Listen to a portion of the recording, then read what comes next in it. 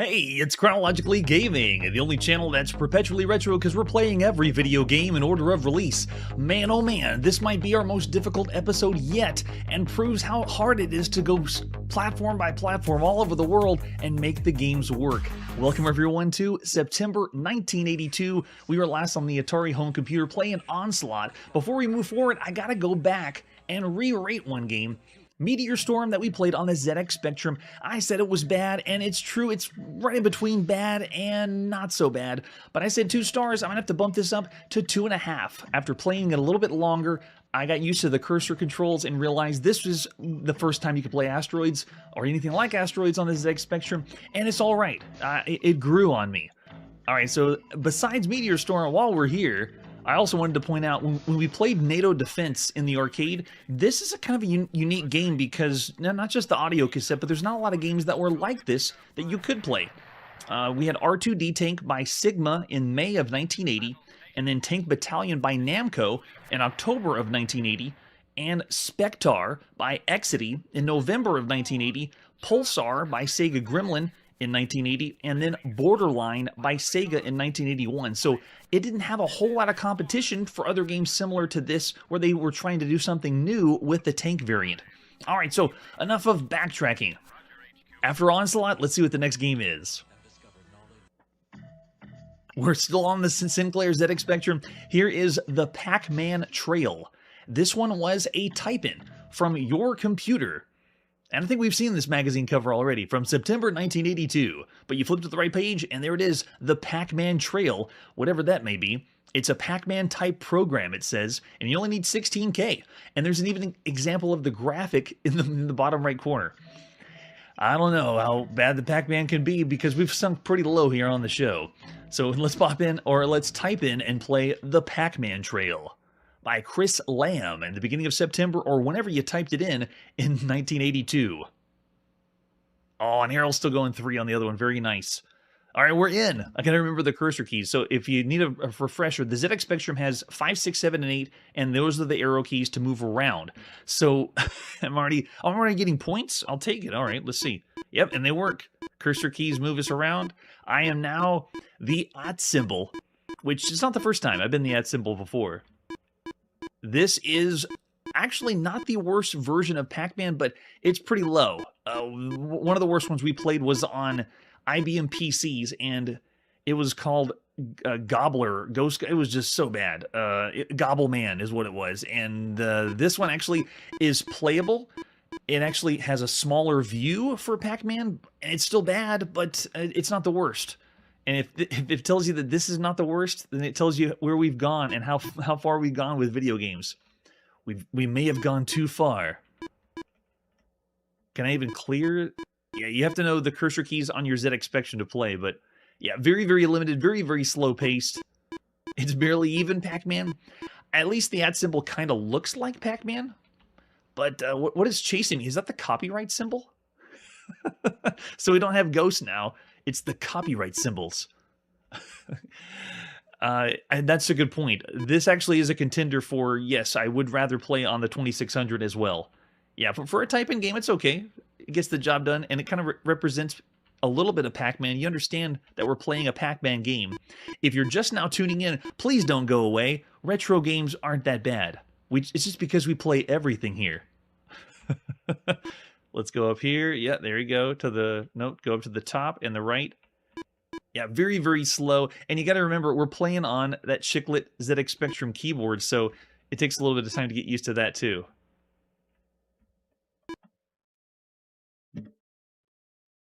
That's all I'll play of the Pac-Man Trail. Of all the games we can play right now, it's bad. Oh yeah, it's pretty bad. It's not down in the range where you get even lower in broken, because it could be considered broken, definitely, but you have to admit, for a type-in game, it's alright, and it has contenders with everything in the commercial world, so it's difficult to be rough on it. Yes, it is. That's exactly what it is. It's proving the future, Manly. Charlie's going 3 stars of all the video games you could play on a home computer. I'm not going to be that generous. That's still bad, but I have to go in between broken and bad with a 1-star rating of all the titles you could play. I kind of lumped that in there because this magazine and other magazines have tons and tons of type-in games, but in an effort to capture everything Pac-Man, there you go. Victor's with me with 1 star. Yes, and you are supposed to fix your own code whenever you type this game in. Lots of mistakes that could be made. Man, after Pac-Man Trail, I don't know. Everything looks hopeful for tonight, right? Let's see what's next. We're next on the Commodore VIC-20, and this is Panzer Attack. Panzer Attack is another game with no box or artwork. It just has a few screenshots. So let's put in Panzer Attack and play. This is by Dan Haste, published by Vicville at the beginning of September 1982. But you have to admit, it was Pac-Man. We are not going to wait for the tape to load. Yes. Dan Haste presents Panzer Attack. Do we want the rules? I have to ask, yes. So there's the keys. We move left and right with comma and period, and then fire is X. We have 3 tanks, hit any key to go, and I believe now it's going to, yes, load again. So after you wait 5 to 10 minutes for the first time it loads, then you have to load it for the second time. Oh man, yes. But you have to admit, if you were playing a type-in game at this time, you would want to, if you knew it was Pac-Man or something like Pac-Man, I mean, go for it. And if you notice the code for the type-in on that magazine, it wasn't that bad. It could be a lot worse for how long it takes to put it in there. Oh, that's true. Good point, Curtis. Thanks. Oh, yeah. Commodore games are going to have some, too. And if you know any that we haven't showcased on the channel that are type-in games that are really good, drop me a line. Let me know, either by Google or on Discord. I want to know what's the cool or best game. So I'm hitting up as much as possible. And of course, we missed tons and tons because there's books that have type-in games, pages and pages of type-in games that we haven't done yet. Yeah, it's fantastic. All right, we're in. All right, so I'm going to get my bearings. I can move left. I can move right. I can play Battle Zone or a Battle Zone variant, and this is not the first. Let's see, where's my fire? Oh, there's my fire. Yeah, so this one feels like we should have typed this one in. But no, I guess because the scroll in the background, that's pretty nice. Oh. Looks like the tank didn't blow me up, but hey, it's Battle Zone. It really makes me miss playing on the TRS-80. Oh, we got an atomic explosion. But extremely simple. Move left, move right, and fire. Panzer tank.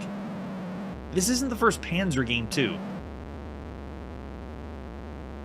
You can barely tell I'm moving left and right. For those watching on the live stream, you can't tell if I'm going to the left or the right. Oh man, and the way that it's programmed with the enemy's bullet that erases your tank, it's amazing. Yeah, this is way down of the bad range. Now, we have seen another game that was for the Bally Astrocade called a Panzer Attack, and that was in 1978. It has nothing to do with that game. It's a totally different one. This is obviously based on Battle Zone that we saw in November of 1980. Since then, the incredible Armored Patrol on the TRS-80 is one of the best ways to play Battle Zone on a home computer right now. Check out Armored Patrol. And then another one we played on the VIC-20 in July of this year was called Tank Attack, spelled very strangely. That one actually plays better than this one, and that one was bad. So I got to go even lower than that. Yikes. Barely even looks like a tank. Are we in a tank? I'm not sure. Of all the games you can play on a home computer, it's low. I'm going to go 1.5 stars, maybe even again between 1.5. Yeah, I'm going to have to go down to 1 still. It's in between broken and bad, just really terrible. Yeah, Victor's going half star. I'd actually rather play the Pac-Man Trail than Panzer Attack. And that's just marginal, just so small. Yeah, I'm seeing all those ratings out there. Some people are pretty generous, saying 2 stars would still be bad, but it's not nearly as close to the broken range. Errol saying 2.3.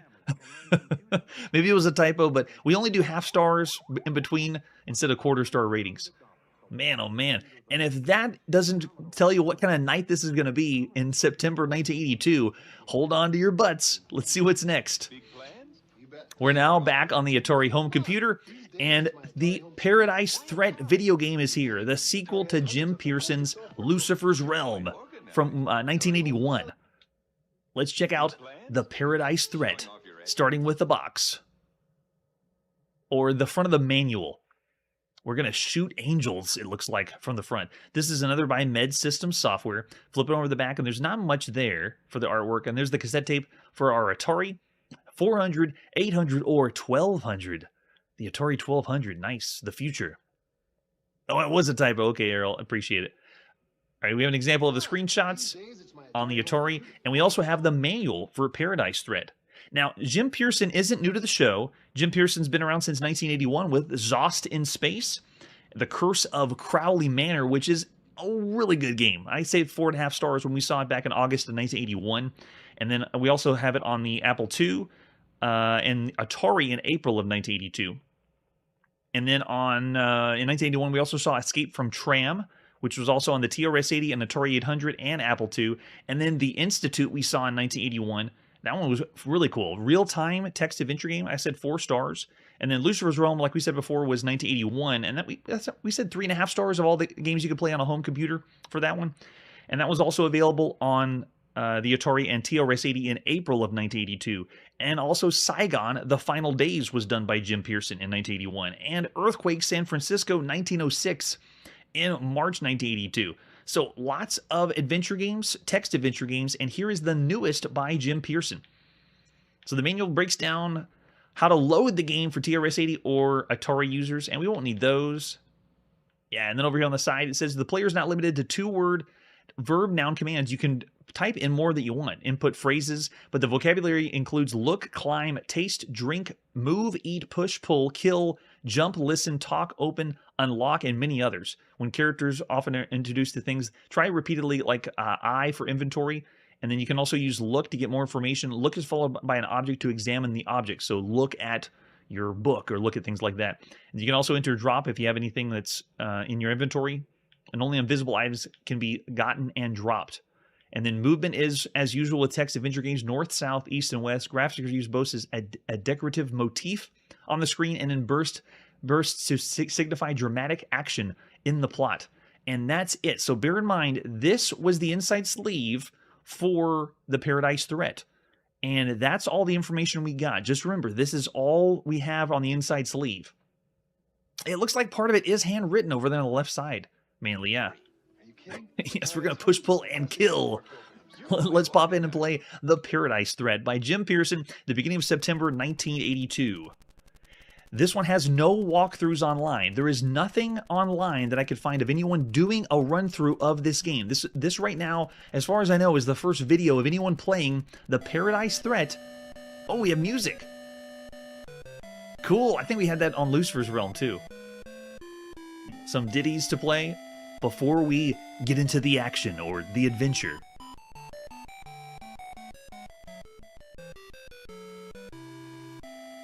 Way to go, Pokey Chip. You're rising above a graveyard on the still moonlit night. And it tells us again that we're playing the Paradise Threat. Our inventory, we have nothing. We float higher and higher towards the light, so we just died. And just so you have a little backstory, because we didn't get any from the manual, this takes place shortly after the events of Lucifer's Realm.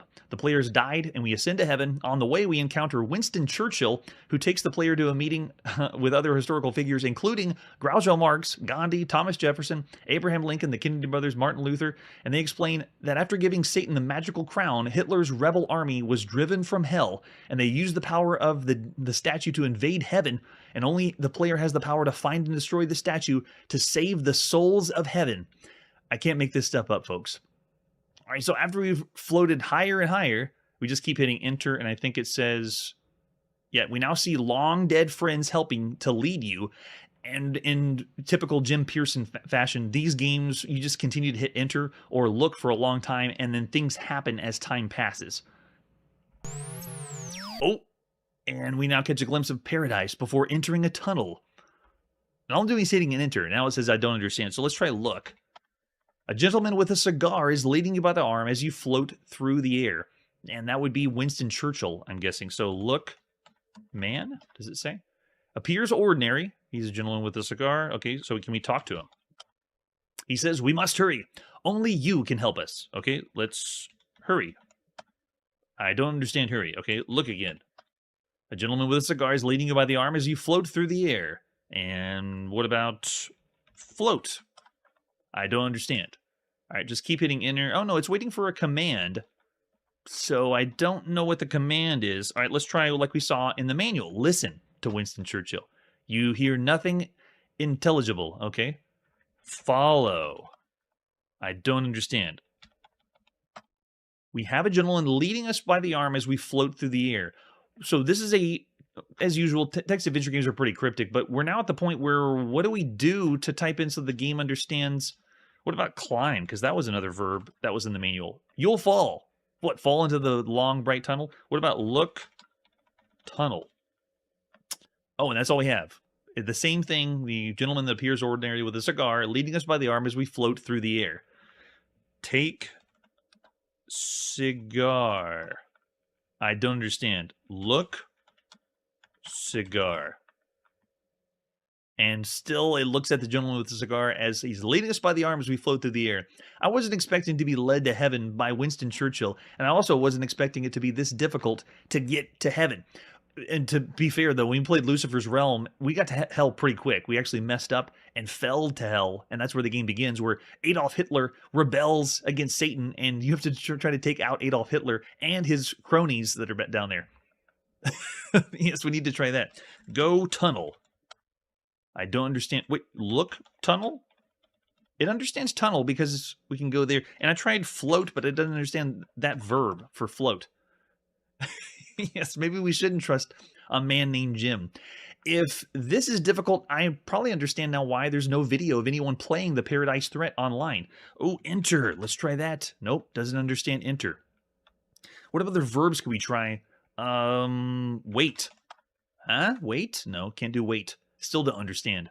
And now we're just stuck with Winston Churchill leading us by the arm. Let's talk to him again. He says we must hurry. Only you can help us. Talk to him again. He just continues to say the same thing. Can we hurry? I don't understand. And this brings us back to the original Chronologically Gaming episodes where I didn't have walkthroughs and we played adventure games as if we just bought the game.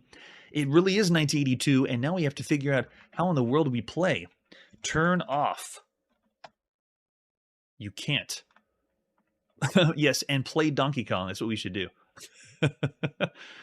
I know, yeah, usually whenever you get to these walls, I'm sure most people just forgot about it. This one is extremely difficult for what command is it that you need to get through the first section of the game. And if there's no walkthroughs and no one online has done it, I've even checked the adventurers that have tried to play every adventure game. That's not there either. So I really have nothing. Maybe we should break in to the code and try things, Errol. That's a good way to do it. In the manual, I've already been through, and even my pre-test before the show, I didn't have a way to get past anything to Paradise Threat. So I guess the moral of the story, at least now, is Adolf Hitler wins and Satan wins, and we can't rescue all of our friends in heaven. It's just a terrible, terrible end. Yes, I know. Yeah, we'll have to try to break in and change the code to play the game. All right, so in the meantime, that was my brief stint with Paradise. Oh, that's true. We could have tried directions. Let's go in again. North, south, east, and west. I believe I already tried that on the playthrough before the live show. Yes, there's north, south, east, and west. There's even climb up and down, but it just says you'll fall whenever you do that. All right, let's go again. Oh, nice. It changes to different colors. Look. Float higher and higher. Long dead friends. Catch a glimpse. And now look. Tunnel. And there you go. We're being led. And now let's go north. Don't understand. South. Can't go south. West. East. Climb. Down.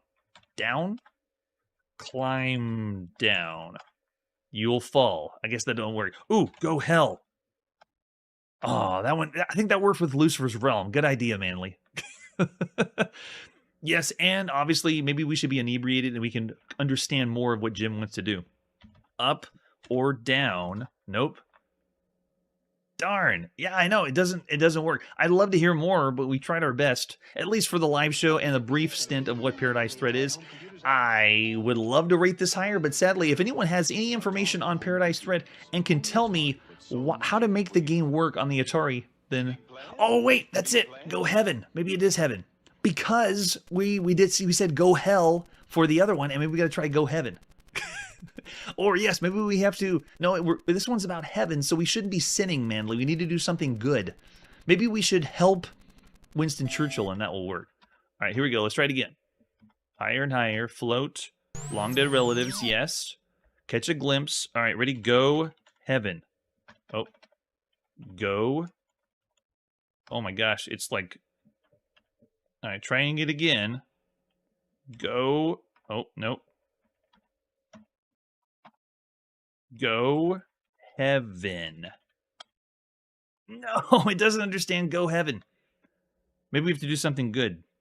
Be good. Climb heaven. All right, I'm going to have to give up. Just like I probably would have done it in 1982. So there you go, the Paradise Threat. Someone please tell me how to play the game. I'll have to say it's broken or it's bad. It's really bad. I'm going to have to go 1.5 stars. Yes. Another good idea. Yeah, pray. So if you do know what to do, then please help me so we can play the game. But that is as far as I can get. I'm going to have to go 1.5 stars for Paradise Threat. A bad title. Yeah, I'd love to. Go into the light. But it wouldn't understand that one because the tunnel, it doesn't, you can't understand light. But I know what to do. I know what we should try. Let's try Paradise Threat on the TRS-80. So maybe the copy I have, maybe there's something wrong with the Atari version. So this one has the same box or same opening as we saw before, but this one I'm going to pop in a 5 1/4 floppy disk on our TRS-80 Model 1 or Model 3. And the exact same manual you saw was both TRS-80 and Atari. Let's try it out. Here you go. So Paradise Threat on the TRS-80. Now, for this one, I'm going to go ahead and push space. You can see it's Jim Pearson, Med Systems Software. Got it. All right, here we go. Rising above a graveyard on a still night. All right, and nothing is responding. This TRS-80 that I have to play will not work. So we are at a standstill again. Not because of the game. This one doesn't even respond. I have no way to type. There's nothing that's happening. And it does not work at all. So sadly, we're going to have to go... we're going to have to go and say this one also doesn't work either. We tried so many different things. I love the chat, though. Thanks so much for the help. Doing the best we can to understand. But now we all know why Paradise Threat isn't found online and there's no walkthroughs. Maybe no one's figured it out. Maybe there is no way to do it. So I'll say again, 1.5 stars. If it is true that this game really has a problem and you can't do it, then we'll rate it even lower. Yes, maybe we should try praying. Whatever we can to save our friends and family. All right, with that, let's press forward and see what the next game is. Still on the Atari, here's Paranoia. Another game that we're going to be typing in to play, or virtually typing in. This is again from Softside Magazine, September 1982, and there it is, Paranoia, an arcade-style game for the Atari with 32K RAM. You just need the basic cartridge, a disk drive, and a joystick. Very cool to type it in. And we also even have the example of what the game's like. Hopelessly trapped in a series of mazes as strange alien beings pursue you. So it even has a little bit of a story from the magazine. Kind of cool. There's an example of the screenshot. Here we go. Let's see what it's like. Let's type it and play Paranoia by Michael A. Moody in the beginning of September, or whenever you typed it in September 1982. All right, here we go. Can we... Oh, nice. We can pick the level we want and then push start to go. So hitting start, and we're in, ready to go. All right, so I shot him. Why didn't he disappear? Oh, okay, so every enemy you shoot, they just reappear in a random location on the maze. But I'm playing another Berserk variant. Do I have 8 shots? Can I touch the walls? Okay, I can. But I can move 8 different directions, shoot 8 different directions. Yeah, it feels like Berserk.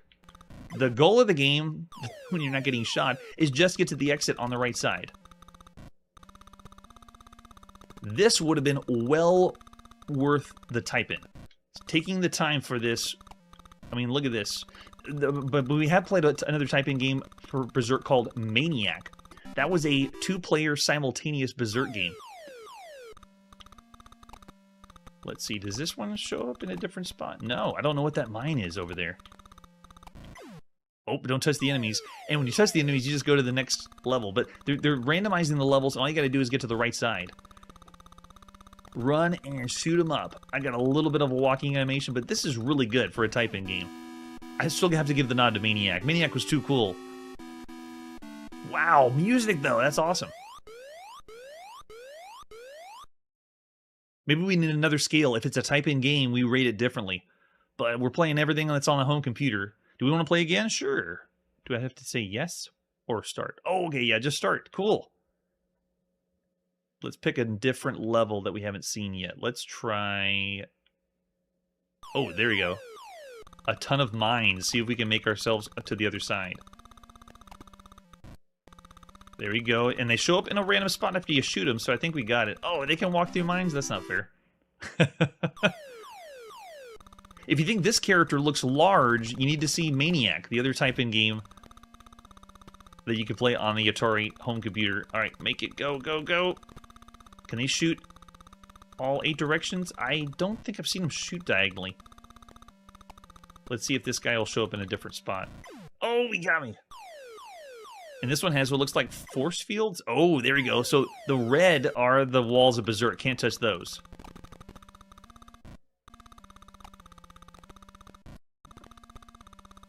Kind of a slow-feeling game if you think of all the other Berserk games we played on a home computer. But you got to give it props. Typing in that game is pretty fun. So there's Paranoia. Of all the games we could play right now, I still say it's subpar, maybe 2.5 stars. Because as far as Berserk games go, we played plenty of others, better ones, and it is a little unfair to compare it to other type-in games. I mean, or type-in games to be compared to everything else out there. Yeah, lots of variety. I love the music. Music in a type-in game is awesome. Manly's going 2.5 as well. Charlie's going 2.5. Yeah. Oh yeah, we didn't wait long enough. Well, I think we did. There was no evil auto programmed in. It was nice auto. Paranoia. It has nice auto. Or good auto. Alright, so after Paranoia, let's see what's next. What's the next release? Time to go to the United Kingdom and play on the Sinclair ZX Spectrum. Here is Pharaoh's Tomb. Not to be confused with Pharaoh's Tomb on the ZX81 by Phipps Software in April 1982, or Pharaoh's Tomb on the Commodore VIC-20 by Analog in June of 1982. This one is a different Pharaoh's Tomb. So many different games with the same name. Here's the box for Pharaoh's Tomb. This is by Software for All. It's a 3D maze and adventure rolled into one. 48K, what? So you have to play on... You have to have the 48K version of the ZX Spectrum to play on this one. And this one just has, yeah, 2 different options. Let's pop in The Pharaoh's Tomb by R. Easto, published by Software for All at the beginning of September 1982. Pharaoh's Tomb. There you go, nice title screen. How do we go? Do we move? I don't know if I think I typed in the wrong thing. Okay, it did work. Yeah, so it is a first-person perspective 3D maze game. At this point, it's been all the rage in 1982. We played almost 20 games that are like this. They take the maze game and you put it in a first-person perspective and then play. 20 games already. And we haven't even got to the end of 1982. Amazing. All right, so this one uses the cursor keys to move around. Let's give it a shot. Go down here. I think I'm mashing into the wall. Oh, yeah, I think I mashed into the wall, so that didn't help. All right, let's try loading where I didn't crash into the wall. Ooh, there we go. 3D maze action. Well, you can tell it was a little sloppy if you're able to crash the program. Not a good sign. I'm going to make my way down the hallway this direction. I'm heading east. I'm still waiting. Coordinates seem like they're not moving for me. Yeah, now the cursor keys are responding, but I don't think it's responding the right way. Let's see if we try a different one. There's the wall. Turn back to the other side. No, it works. I wonder why it's not moving. It's barely... It's drawing in, and we've seen this before, but it's not responding with the cursor keys on the ZX Spectrum. At least to move forward. It feels like it's not as fun. We played 3D games like this, 3D maze games that had nothing involved. All it is just get to the end of the maze, and those were okay. But then we played 3D maze games that had a monster, 3D monster maze on the ZX81, and then we played Phantom Slayer, which is so cool. It's like a first-person shooter, and then this is making your way through a maze, but it's still not fun to make it through a maze. It's pretty impressive that it's drawing this fast, but it's not responding very well with the cursor keys. Very strange.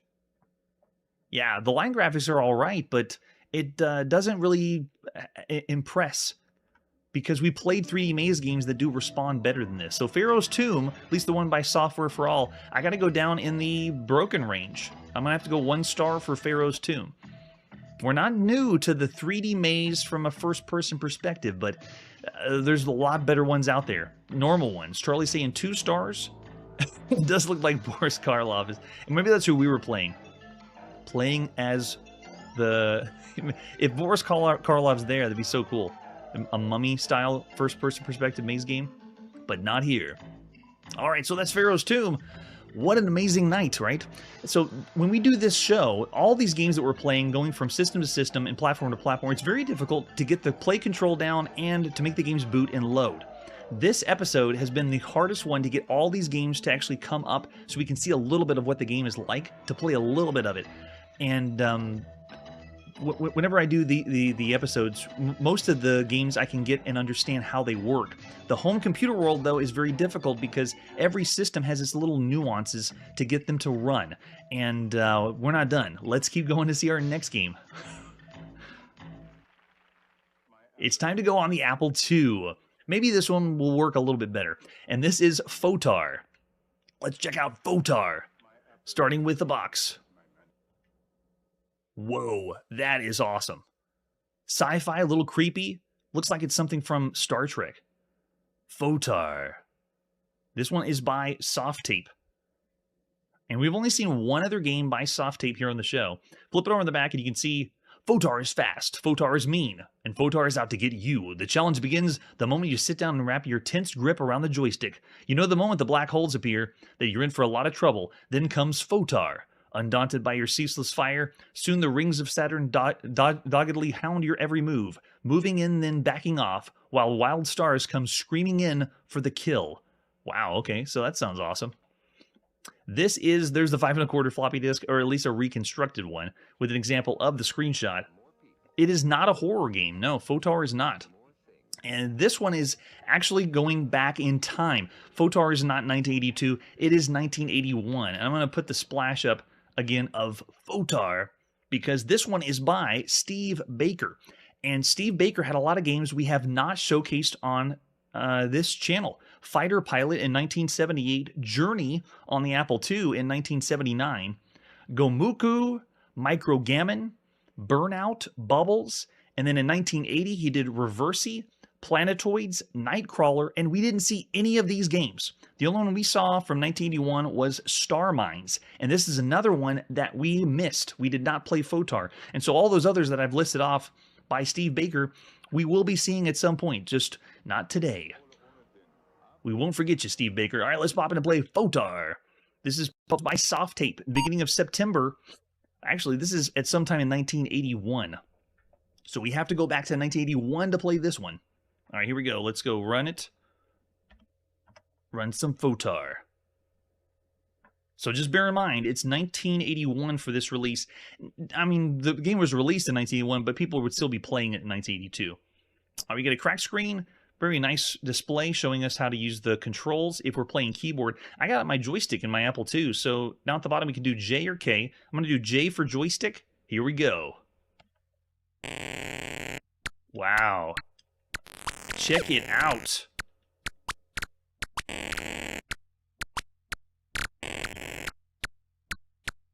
It runs so fast, so smooth for the Apple II. It is another Centipede variant, and it's doing it different. It's not mushrooms drawn on the screen, and it's a sci-fi feel, where the quote-unquote Centipede is not doing a pattern like a Centipede. The most recent one of these we played was called Locomotion in September 1982. But at this point, if you were to get this in 1981, this would be really cool. Very well done. Take a look at the panel on the right side. Reminds me of Raster Blaster, or is playing an arcade game. Wow, so cool. Yeah, this is very fun. This has polish. There's polish to this. Yeah, see the pattern at the top? It's not following the same old Centipede pattern. Very fresh. And you can do the same like you did with Centipede. Hold down the button, and it just continues to fire nonstop. Yes, that's the Apple II farting.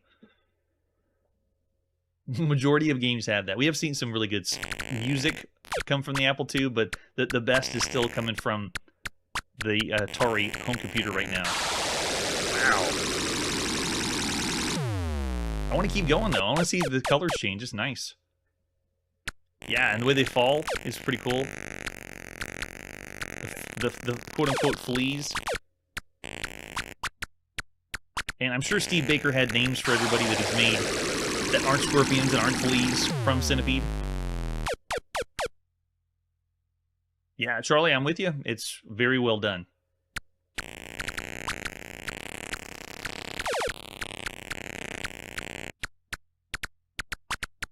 And it plays well with the Apple II joystick. Wow, so fun. And it does the color change just like Centipede would. I'm limited to the bottom of the screen to shoot, so it just hits all the marks for a really good Centipede game.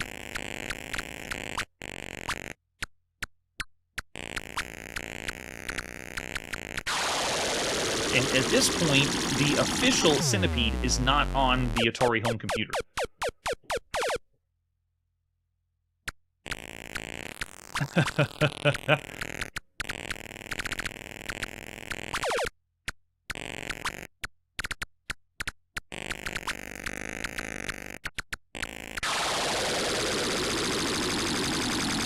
As usual, it's a score rush, but you would love this because of the arcade gameplay that you could have at home on your home computer. That's so good. All right, so remember, it's 1981, and of all the games you could play right now, Photar is exceptional. This is the reason why I want to check out more that Steve Baker has done, and we will eventually.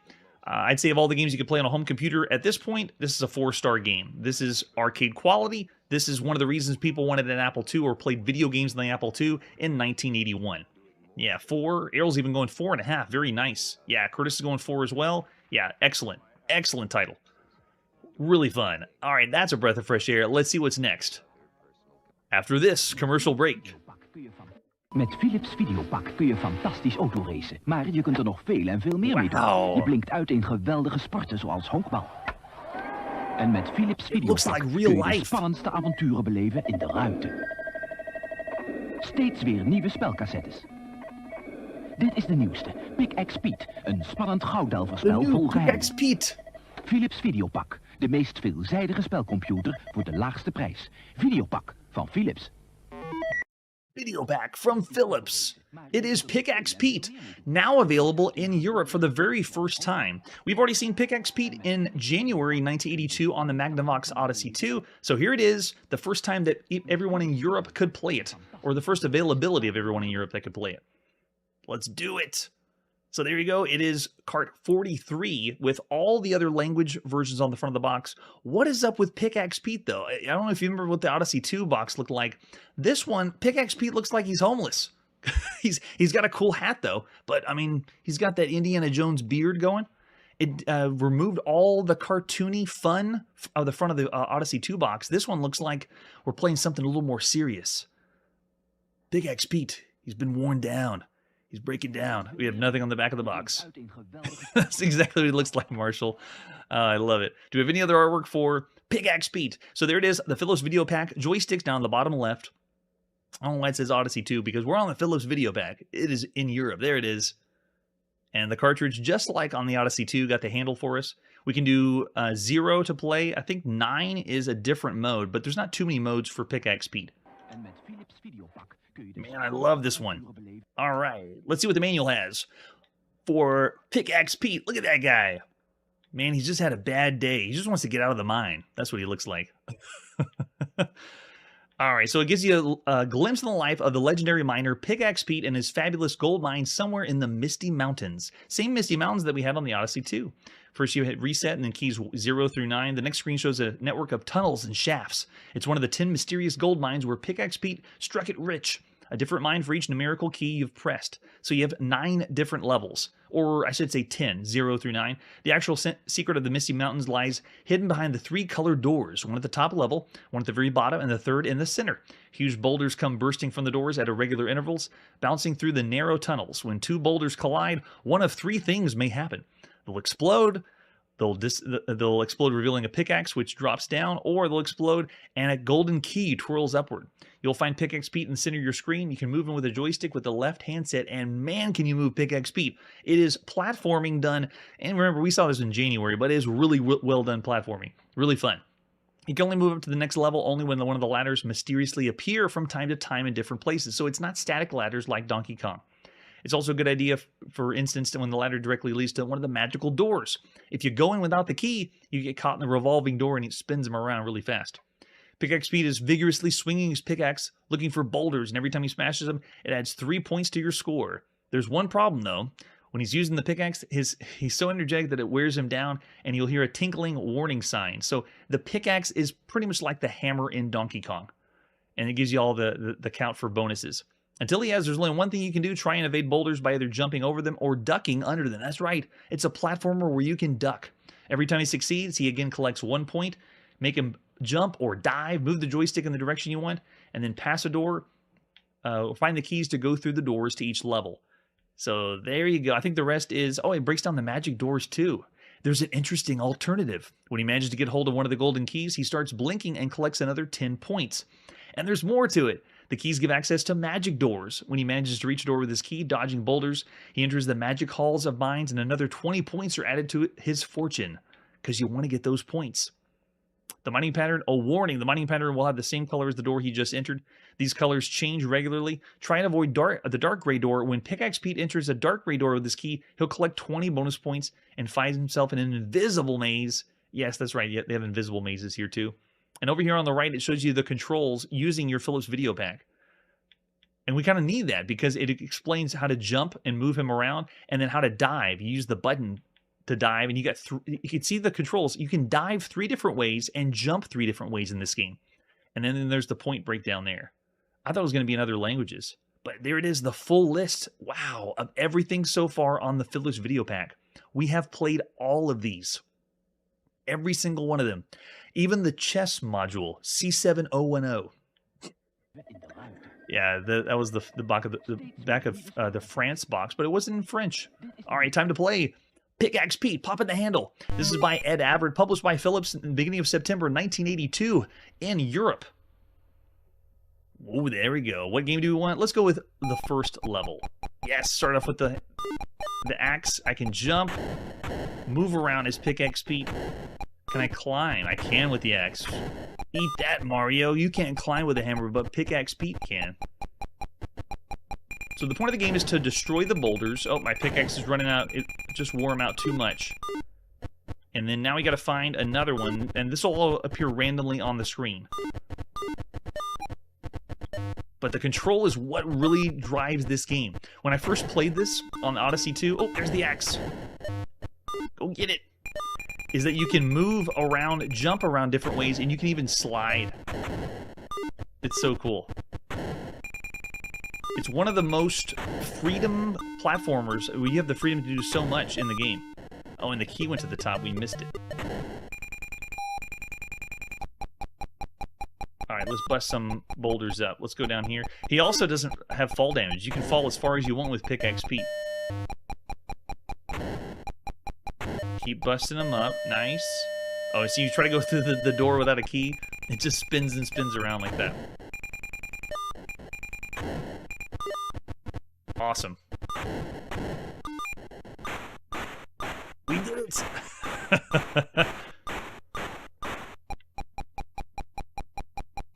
They have a transition from one level to another. Looked like we just entered a time warp.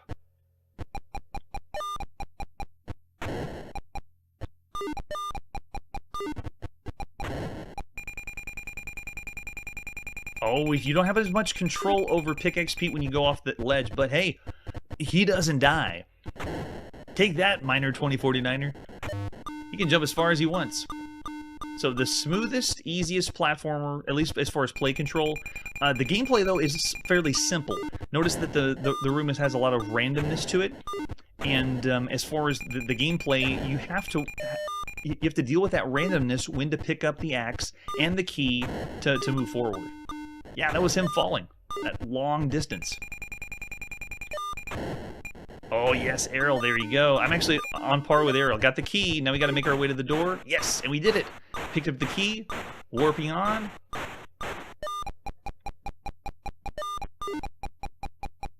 And just collect as many points as you can and just keep going. It is a one-player game only, so you have to take turns. And even then, it's not really taking turns. It's just, you know, whenever you get your score, you tell everyone, there's my score. It'll keep the high score until next time, and you can do a score rush. Oh, yes! This Superman jump like this. Look at that jump!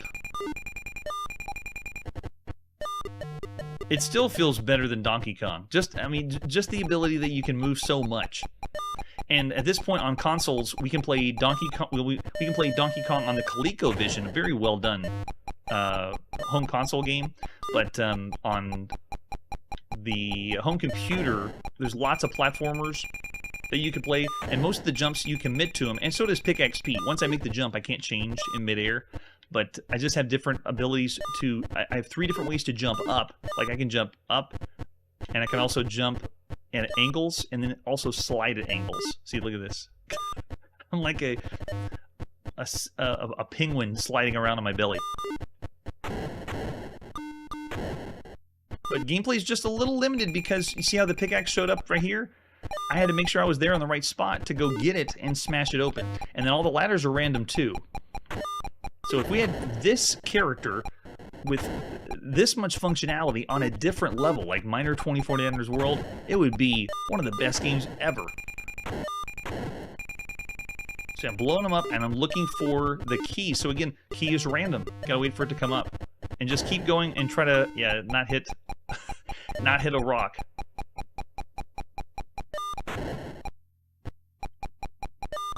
Yeah, Charlie, I'm with you. For the Philips Video Pack or the Odyssey 2, this is one of the best that you could play.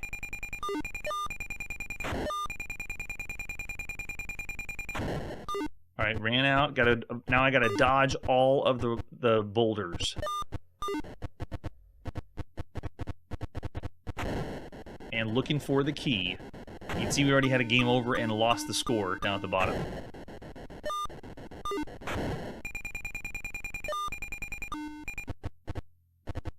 One of the reasons I love this platformer is it feels like you have freedom to run, jump, like explore the character in this space.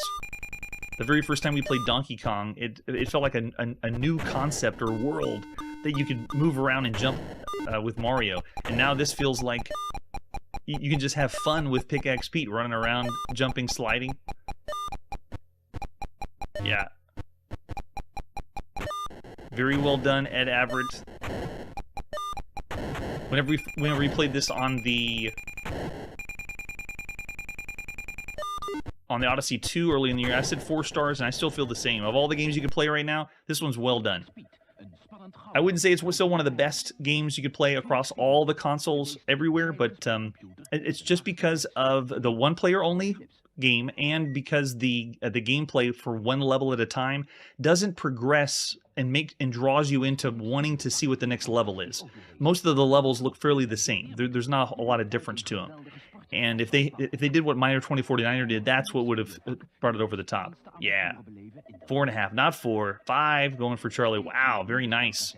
Yeah, I'll save everything you can play right now on a home console. Across all home consoles, 4 stars. For the Philips Video Pack of everything, it's about 5. It's very nice. Yeah, and Odyssey 2, yeah. So we're playing this one on 50 hertz. Odyssey 2, we were playing it on 60 hertz. All right, but that's not all. Let's go to our next game. We're here on the Apple II. This is Pie Man. Let's check out Pie Man. What is Pie Man? Oh, there's Pie Man. I got it. This is by Eagle Burns and Michael Kusaka. This is by Penguin Software, the first release we've seen by Penguin Software. He got a late start looking for that summer job, and all you could find was a baker apprentice position at the Automated Baker Company. Simple enough, since the pies are made by machine. All you have to do is add topping, put the pies away when they come out of the conveyor belt. Shouldn't be too difficult for a summer, you think to yourself. And it works with all those. Oh, and there's the other games, and we've seen those. Spy's Demise. I don't think we've seen that one yet. Oh, but Penguin Software, we're going to see... Yeah, we've seen this in some of the magazines that we've read on the show. That's great. Yeah, so it's not Pac-Man clone.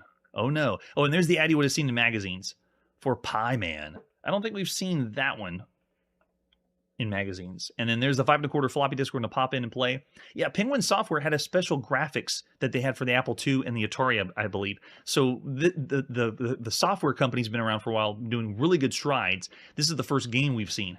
Yes. Yes, Pie, exactly. All right, let's pop in and play Pie Man by Penguin Software, the beginning of September 1982. We're going to see this later in 1983 on the Atari home computer. There it is. Pie Man. Oh, I'm prepared. Prepare yourself for some Pie Man. We haven't seen Pressure Cooker by Activision yet. All right, so we're going to do just normal joystick. I don't have the Atari style one plugged in. So hitting J. Okay, we're in. Whoa, look at this. All right, so what do you do as Pie Man? You go up to the top, and you push the button. Okay, get yourself some topping. And then push the button again, put the topping on the pie. Then go up and push the button to get a cherry. Then go down and put the cherry on. And then you deliver the pie up here. And good, got 1 point. We're on a roll. All right, let's do it again. Put some topping there. How quaint is this? It is the very first cooking simulator. The very first anything with cooking with any video game ever. Pie Man is it. Someone said, we need to put cooking in a video game, and here it is. With a conveyor belt, it almost feels like we're playing the episode of I Love Lucy. Because the conveyor belt is just going to go faster and faster. And look at this. We're not going to be able to keep up with this. Can I even do this? Let's try it. And in a way, this almost feels like we're playing Tapper. You know, we're not in a bar. Nope. Get it quick. Okay, we made it before it smashed on the side. Nice. Job classification, Baker Apprentice. Okay, we're doing great. Great start. How quaint is this? We've played games where you can throw food at people, and now this one is making food. And it works great. The control of a character, like, wait, what is this guy? Oh, I'm supposed to avoid him. He's trying to balance something, and we're supposed to make sure we get... Because I really want to see what happens if we knock him over. Oh, okay, he just slows us down. I thought he was going to crash and smash everything. Oh, he knocks the pie off. Oh, we don't get the point for it. Got it. Yeah, I'm with you there. Tapper's easier, but Tapper doesn't exist yet. There is no Tapper. We have not seen it in the arcades. Keep going. Let's do this. We will deliver all the pies. Oh, I don't think we can go any faster. Let's see. And now they're putting obstacles in the way, too. Oh, we went this one. Oh, I don't think we're going to do it. Quick, quick, quick. Get the filling in here. You can do it, buddy. Come on. Oh, barely. Job classification, Baker. 3rd class. So they're giving us a rank up, too, which is kind of a nice touch. Telling us that we're a better baker than we were before. So cool.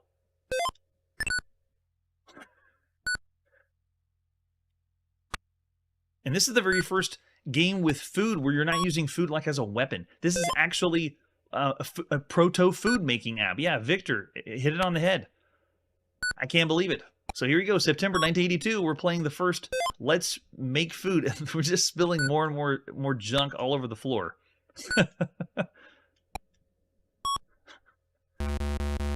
Uh-oh, nope, can't get through there. All right, let's keep going.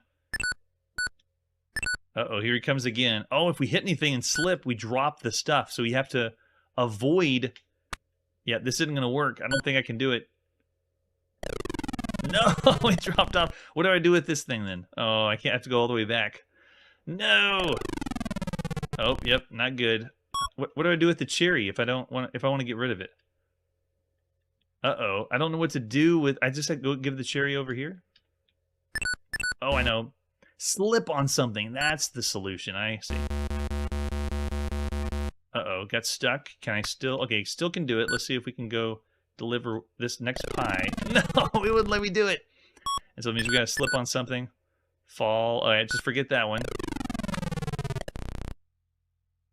So this is it. This is the gameplay. It was letting us rank up, but I don't think we're going to get to another screen or see anything else. Yeah, are there any other flavors we can do? Or is it the same filling, cherry on top, deliver the pie? It's a very simple three-step process. So now we're Baker second class. We haven't switched to a new screen. Oh, you got to be in exactly the right spot. One of the cool things about this, though, is the large character that I'm controlling and able to move freely around the screen. That's really nice. Oh, can we... Yeah, I gotta go over on this side. There we go. So how about that? The presentation is very well done. It's just very simple. How far can you go? How many pies can you get? And this is the norm. Usually the games, oh, we're making more mess. The games we see on the home computer that are meant to try something new or different in an arcade style, this is what it is. I don't believe it. Manly's already thrown out 3 stars of all the games you can play on a home computer.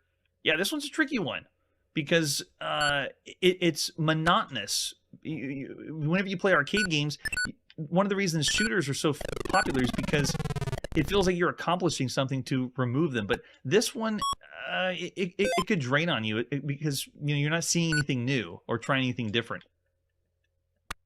But then again, that's how I felt about food simulators whenever I saw them crop up years later. Why would anyone want to make food? All right, now we're Baker first class.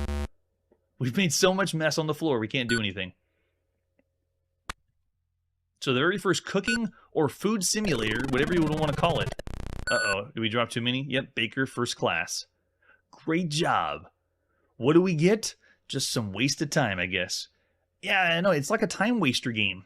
We can put initials in? All right.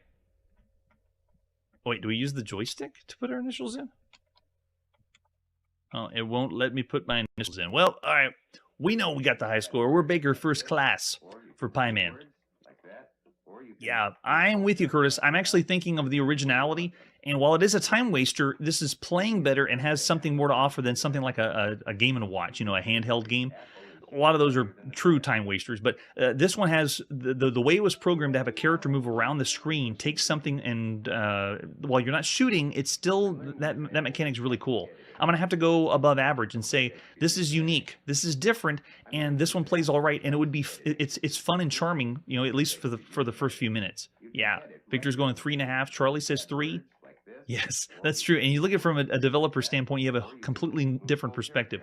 But I'll say 3.5 stars of everything you can play right now on a home computer. Wow, that's pretty cool. All right, it's time to put the video game playing on pause. Next episode, we're going to see the latest by Adventure International, another Radar Rat Race, and a text adventure game that leads you to a real-world location in the United Kingdom where you can win a sundial that's worth £6,000. That's it for today, and like I always say, let's see if the outro starts. Hey everybody, thanks for checking out the channel and joining me on my quest to play every single video game in order of release. We'll be streaming live every weekday at 9 p.m. Central, so join us and let us know if we missed any games along the way. This video would not be possible without Launchbox, RetroArch, and MAME. Tell all your friends there's some crazy guy named Chronologically Gaming trying to play every single video game. We have links down below that'll send you to places like our Discord and Patreon, and one that says all the video games we've ever played. If you go there, it's a list of everything, and you can click right to the game you want to see. Chronologically Gaming is the name to look for. We are perpetually retro, and we will catch you next time.